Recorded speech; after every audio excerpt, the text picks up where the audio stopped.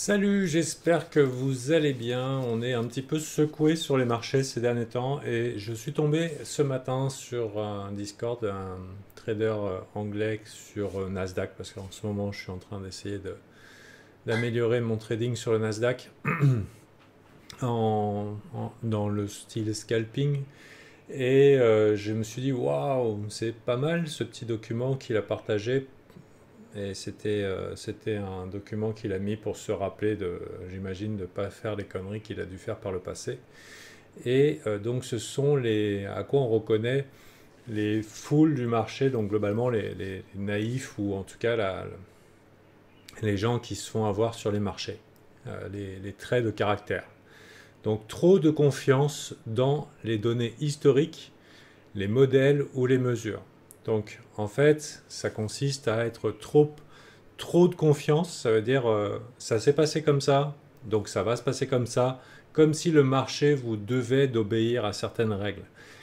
Je sais que c'est très compliqué quand j'enseigne aux gars chez Alpha Team, qu'on enseigne de l'analyse technique, de l'analyse fondamentale, que ça soit du complexe ou de pas de complexe ou du price action. Quand on commence à avoir une stratégie ou quand on commence à avoir des choses qui fonctionnent, on va prendre des décisions par rapport à ça. Et si on est face à un trader qui a trop de confiance euh, ou, euh, ou qui commence à devenir dogmatique sur une approche, euh, en général, quand il est confronté à un perdant, il le vit comme une trahison. Et du coup, c'est particulièrement douloureux.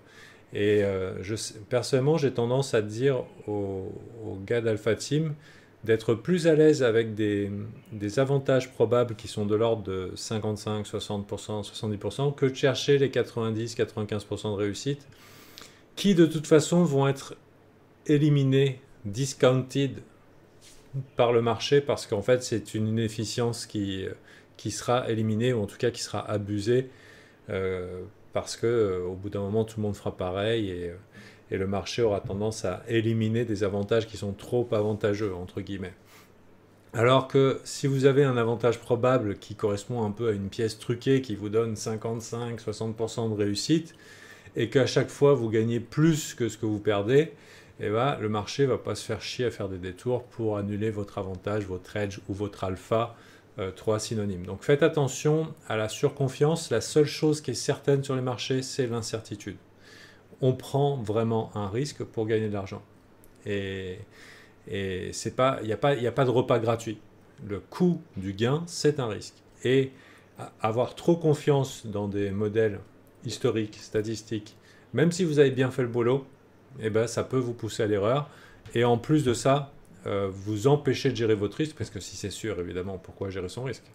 Et du coup, ça peut être catastrophique. Deuxième erreur que cette personne a montré, c'est être marié à vos positions. Dans le cas de la crypto, c'est être marié à vos coins préférés. Il y a une expression qui dit We don't love it, we don't date it, we just trade it. C'est-à-dire on achète, on vend, on fait un profit, on n'est pas marié avec. Et être marié à un coin, alors là il dit ne pas reconsidérer ce qui a été une erreur, même s'il y a des nouvelles informations qui apparaissent. Les nouvelles informations, ça peut être des changements dans la tendance, ça peut être des changements dans les fondamentaux, ça peut être technique ou ça peut être macroéconomique. Voilà, il y a plusieurs choses qui nécessitent parfois de réajuster sa thèse. Et être marié aux positions, il y a aussi un coût que j'appelle, mais c'est pas moi qui l'ai inventé, le coût d'opportunité. Ça veut dire que parfois, je dis à mes gars, et si tu vendais ton truc, donc là, c'est pas une suggestion de vendre, parce qu'il y a peut-être un lot là, sur les cryptos, donc ça n'a rien à voir avec une analyse, ce que je vous dis. Mais imagine, tu es très attaché à un coin et il te met 70%, moins 70% à la gueule, moins 80%, moins 90%.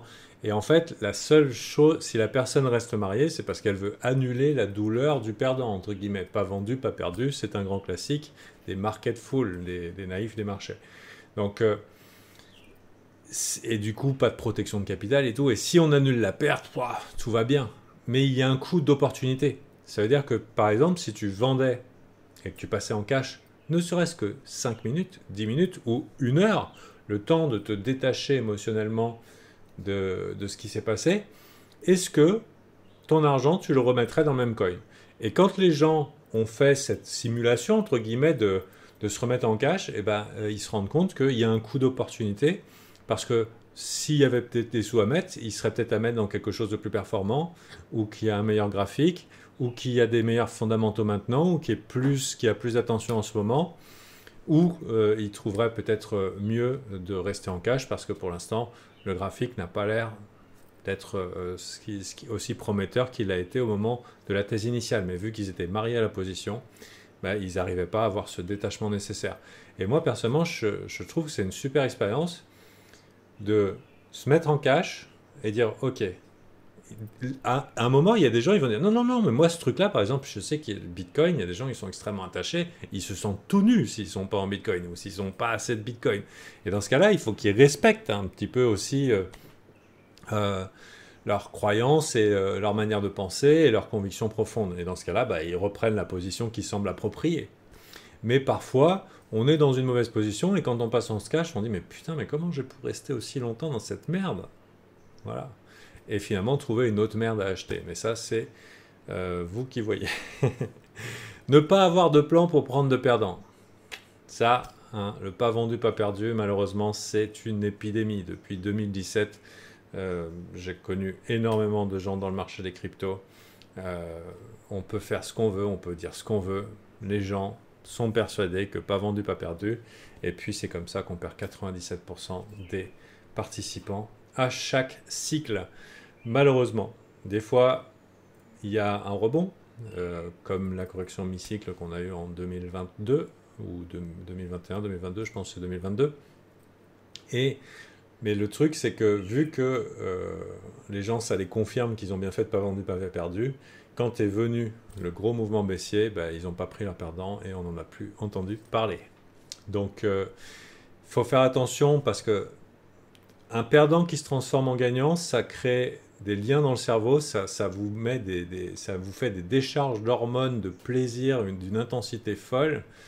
C'est qu'en fait, vous vous programmez à ne plus jamais prendre vos perdants et malheureusement, la protection des perdants, s'assurer qu'on n'aille pas à la limite qui devienne exagérée. C'est-à-dire, si vous perdez 15% de votre capital, il faut environ 15% pour revenir à break-even. Si vous perdez 50%, il faut doubler votre capital pour revenir à break-even. C'est très rare. Et ensuite, tous les petits incréments, les petits pourcentages qui dépassent, ça devient très vite catastrophique parce qu'après, il faut doubler, tripler, quadrupler, quintupler, même pour quelques pourcents plus bas. Donc, je vous invite à prendre connaissance éventuellement du drawdown recovery. Et tout simplement, ça fait chier de perdre. Ça fait chier de perdre. Mais de base, personnellement, quand je vais prendre une position, je cherche toujours combien ça va me coûter si j'ai tort. Voilà. Je vais mettre cette image en plein écran. Combien ça va me coûter si j'ai tort? Vous avez vu 15%, 17%. En crypto, en une journée, on peut faire les va-et-vient. Mais quand on commence à avoir le 50%, bon, c'est assez irréaliste la remontada. Mais quand on fait du moins 70%, bah, vous avez vu, après, c'est de la magie, quoi. C'est de la magie. Il va falloir, je sais pas, sacrifier un Bambi, quoi. Je sais pas ce qui va pouvoir faire remonter ça, mais bon. Donc, moi, personnellement, et en plus, c'est que je planifie toujours le 15% max, parce que je suis greedy, hein, 15% max, parce que voilà, l'argent, il est plus dur à gagner qu'à ne pas perdre, entre guillemets.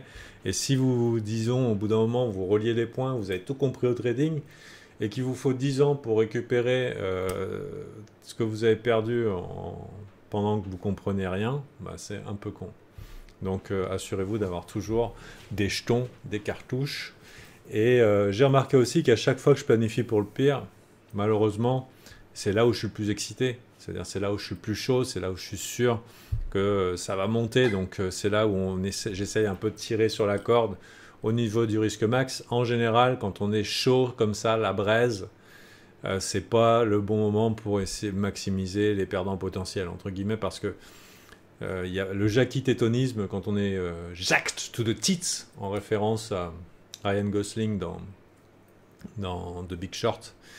Si vous êtes jaquiteton, malheureusement, c'est que vous n'êtes pas loin de tomber.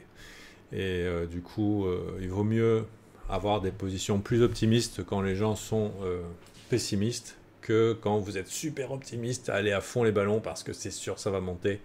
Rappelez-vous, 20 janvier 2025. Maintenant, quatrième élément, croire que j'avais raison, mais pas de chance. Ah là là, pas de chance. C'est vrai, c'est toujours pas de chance quand ça part dans la mauvaise direction, quand on est naïf un petit peu sur les marchés. Et même encore pire que ça, et je trouve ça très très, excusez-moi le terme, pathétique, de dire non seulement que c'est pas de chance, mais c'est de la manipulation. La manipulation sur les marchés, il y en a tout le temps. Et en général, la manipulation, on l'explique de la manière suivante, c'est quand le marché va est bougé par des gens qui ont plus d'argent que vous dans la direction qui ne vous arrange pas, globalement.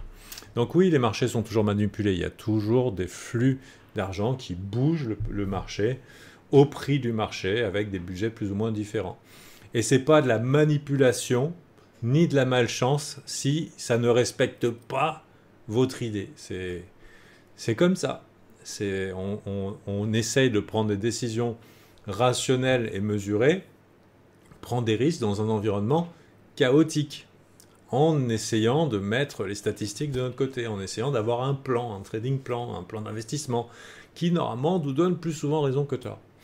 Mais d'un coup, les victimes de manipulation ou des pas de chanceux, si d'un coup ça va dans leur sens, ouah, c'est pas de la chance, c'est du génie.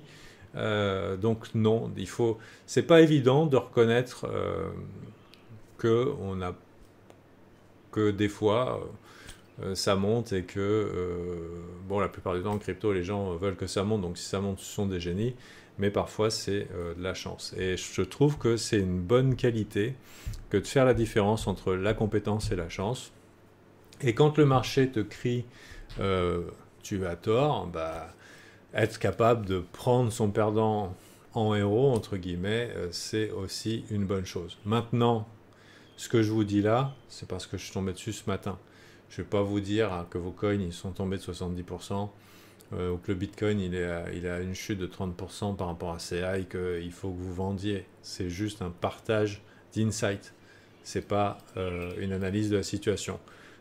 Reste persuadé que sur un bear market rally, sur un rebond significatif, c'est mieux d'alléger sa position que de paniquer alors que les tags de crypto est aujourd'hui au plus bas depuis maintenant 3 mois, presque 3 mois et demi. Maintenant, bien sûr, ça peut être pire. Personnellement, quand j'ai fait une connerie, je prends toujours mon perdant le plus vite possible. Je ne me pose pas la question. S'il faut racheter, je rachète. Hein, ça me permet de libérer l'esprit. Hop. Et souvent, je vends. Quand je vends et que ça monte, j'ai la confirmation que c'était un bon achat, qu'il ne fallait pas vendre. C'est à ce moment-là qu'on sait. Hein. Et dans ce cas-là, plutôt que de prendre sur moi en disant « Mais non, le marché a tort », une fois de plus, ben je corrige ma position et j'y vais. Et puis, c'est pas grave, mais en tout cas, voilà, les conditions changent, je change ma position, mais en tout cas, le reste du temps, je vais protéger mon capital. Ici, je me rappelle, il y avait un de mes premiers mentors, un de mes premiers professeurs qui disait « Bulls are not brains ». Tout le monde peut être dans un trade gagnant et ça ne fait pas de toi un génie. Voilà les traits du naïf des marchés, entre guillemets. Trop de confiance, trop de certitude. Être marié aux positions. We trade it, we don't date it, we don't love it. We don't love it. Prendre un plan, donc prendre son perdant, protéger son capital hein, pour pouvoir revenir demain et pas passer une décennie à rattraper ce que vous avez perdu. Et voilà, ne pas tout mettre sur le coup de la malchance ou de la manipulation et reconnaître que voilà, on est des humbles participants du marché et si jamais ça se passe bien et qu'on a l'opportunité d'être dans les gains, bah super, génial. Comme vous voyez, il n'y a plus de déco derrière. Je suis en train de déménager, donc là ça va être un mois assez intense pour moi. Déménagement, petit voyage au Japon qui fait plaisir et puis je vais essayer de faire Je sais pas si j'aurai peut-être l'occasion de faire une vidéo avant mon départ. Mais en attendant, voilà, j'espère que cette vidéo vous a intéressé et vous a inspiré. Comment nous on fait chez Alpha Team pour pas faire ça? Déjà, il n'y a rien d'anormal à faire ça, c'est la nature humaine normale des plus normales, hein, d'être le naïf des marchés. Si c'était facile de gagner de l'argent sur les marchés, on serait tous riches, on serait tous zillionnaires, il n'y aurait plus de boulangers, il n'y aurait plus de docteurs, il n'y aurait plus de politiciens. Pourquoi? Parce que n'importe quel con appuierait sur un bouton et il deviendrait zillionnaire. Je ne sais même pas si zillionnaire ça existe. Notre approche chez Alpha Team, elle est simple, c'est d'essayer de trouver de l'alpha, c'est-à-dire d'essayer d'être un bon observateur des marchés et de trouver une statistique, un avantage probable. En général, en réunissant quelques petits éléments d'analyse technique fondamentale, de market metrics, style Open Interest, ou CVD, ou quelque chose, en tout cas de l'indicateur, de l'action du prix, des indicateurs de tendance, évidemment pour les investisseurs c'est indispensable, et de regarder combien de fois ça marche plus souvent que combien de fois ça marche pas. Ensuite, d'établir ces règles dans un plan. Ça peut tenir sur une page blanche, mais bon, si vous ne savez pas ce que le marché va faire, si vous ne savez pas ce que vous allez faire, mais qu'est-ce que vous allez mettre votre argent sur les marchés? On ne sait pas ce que les marchés vont faire, mais vous devez savoir ce que vous allez faire. Donc, définir des règles, au moins sur une page blanche, entrée, sortie, prise de perdant, prise de profit. Et évidemment, pour ne pas souffrir et jeter tout votre argent au gré des dieux de la chance, avoir un avantage statistique. Vous pouvez utiliser des stratégies que nous on utilise, ou vous pouvez créer vos propres stratégies. Je me rappelle dans mes débuts, mais quoi, créer des stratégies? Mais j'y arriverai jamais. Mais en fait, si, il y en a plein qui peuvent marcher, mais il faut avoir le courage de s'y frotter. Et donc, le plan. Et puis ensuite, ce qu'il va avoir, c'est le mindset. Oui, il y a des impondérables. Oui, il y aura des perdants normaux, des séries de perdants, des conditions de marché de merde. C'est des choses qui arrivent. Et le mindset, c'est la possibilité de se remettre sur les rails, de rester solide, de ne pas se laisser bouffer par des grosses pertes qu'on n'arrive pas à survivre, machin et tout, et que pendant qu'on est sous l'eau depuis si longtemps, on commence à être une vraie merde avec sa femme et ses enfants, et puis finalement on est en train de gâcher notre vie, voilà, des trucs comme ça. Non, voilà. On a besoin d'être au top de notre mental en toutes circonstances, même quand ça tourne mal. Et chez nous, Alpha Team, on a les vendredis mindset pour ça, où il y a plein de manières de régler soit les problèmes d'exécution, soit les problèmes blessures émotionnelles, trauma, surconfidence, enfin overconfidence, ce genre de truc.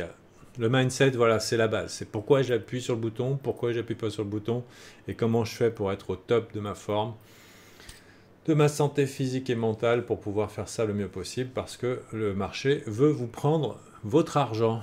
Voilà, il y a des gens qui sont experts à ça, qui ont des avantages que vous n'aurez jamais, des ordinateurs mieux informés que les vôtres, qui sont plus rapides que les vôtres, ils sont plus malhonnêtes que vous, et ils attendent que votre petit argent pour vous faire des coups en douce, des techniques de sioux et des volages dans la poche. Voilà, petite vidéo, Threats of the Market Fool. Donc à quoi reconnaît-on les naïfs des marchés? C'est ce que ChatGPT m'a traduit. Naïf des marchés. Comment ça pourrait se traduire en vrai? J'irai à la majorité perdante. Voilà. Allez, prenez soin de vous et à la prochaine. C'était Gabriel. Bye.